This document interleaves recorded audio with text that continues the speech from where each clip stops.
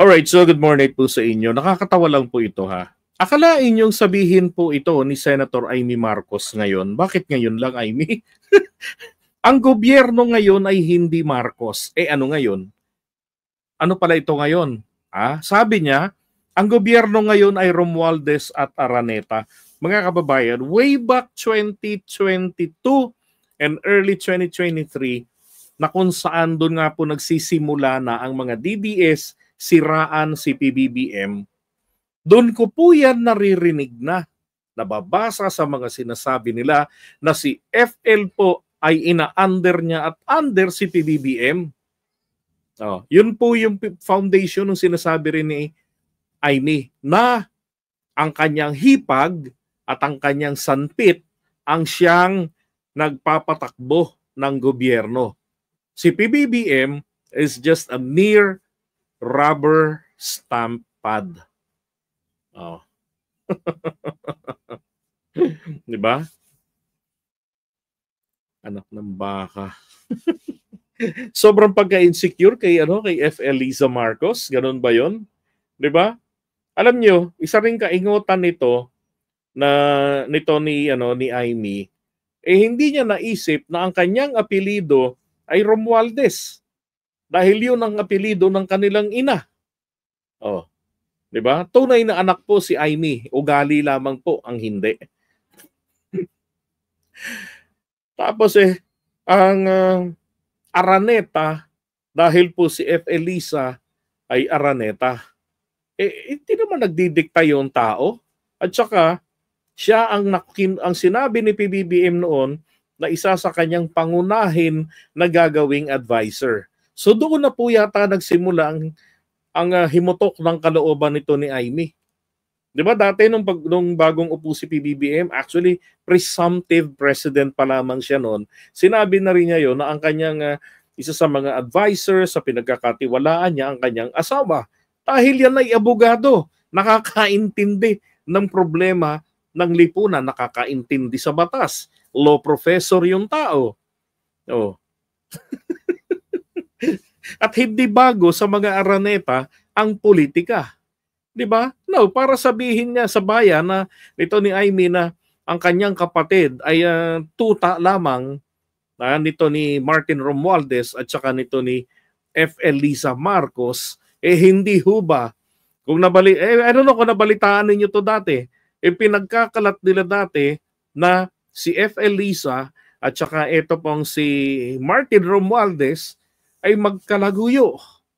At yung anak ni PBBM, si Vinny, yun daw ang kanilang anak. Di ba? Ipinagkalat nila yon ng mga DDS. Langiya talaga tong mga to. Pati si Senator Amy Marcos nakikisali ngayon. Siguro may listahan. Tingin ko meron listahan ng mga naratibo na ibabato kay PBBM. And like what I have said, I already heard and read this kind of narrative way back as early as of 2023.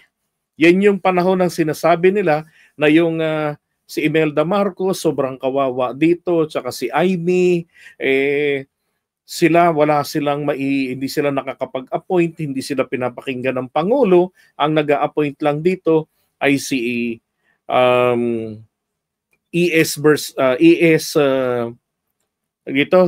Vic Rodriguez at saka etong si FL Liza Marcos. Pero ito daw pong si Imelda at si Amy ay walang mailagay na tao. And they're the only ones who can provide the Marcos brand of leadership. Sila lang matalino, sila lang magaling.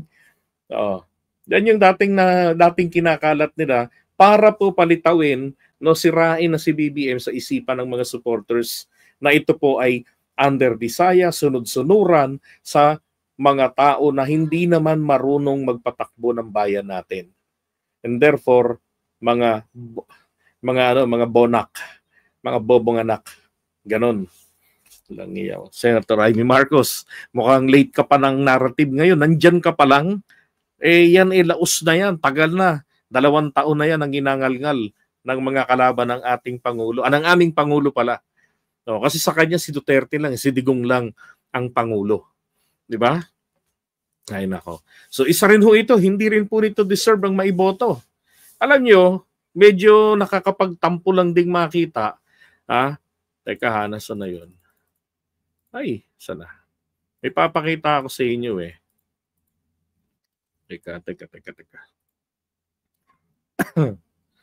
Ay, nandito pala. Ito. Where is that? Nakakapagtampo lang kasi kung tutuusin. Sa kabila ng lahat ng pinagagawa nito sa kanyang kapatid,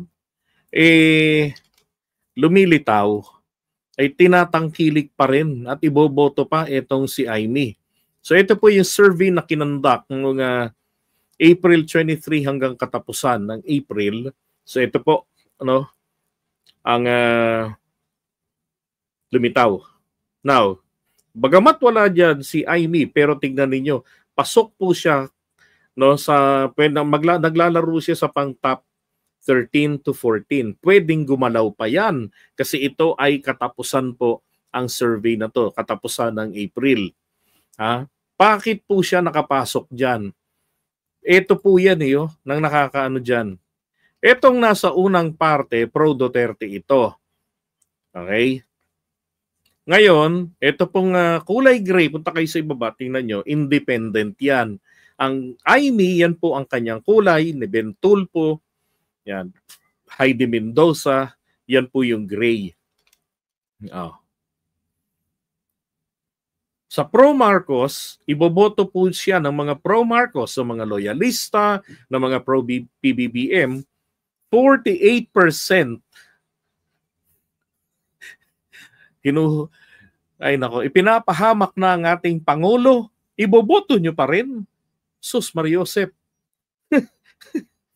Tignan nyo ang kaibigan ng ating Pangulo, si Ben-Hur Abalos, ay pang-12. Kumbaga, latak na lang sa inyo si Ben-Hur Abalos. Ipinagpalit nyo siya kay Bongo. My goodness.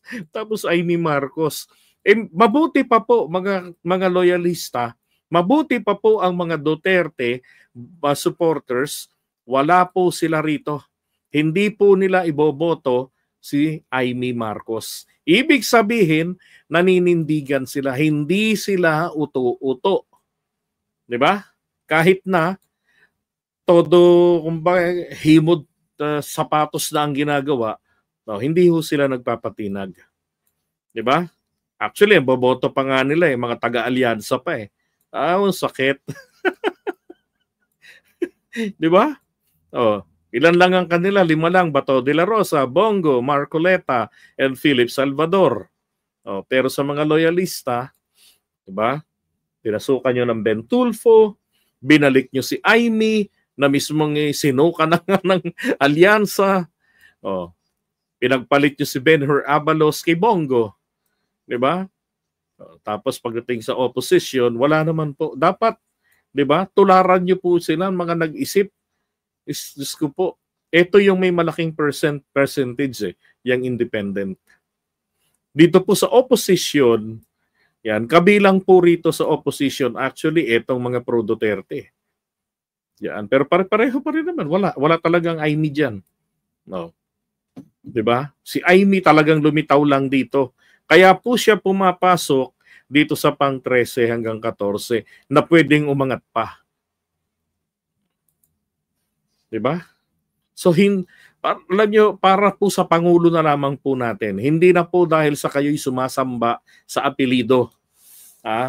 Ilaglag nyo, iligwak nyo si Amy, iangat ninyo si Ben-Hur Abalos at si Tolentino at saka si Manny Pacquiao. Yun po. Diba? So again, ito pong survey na ito ay conducted ng April 23 hanggang 30.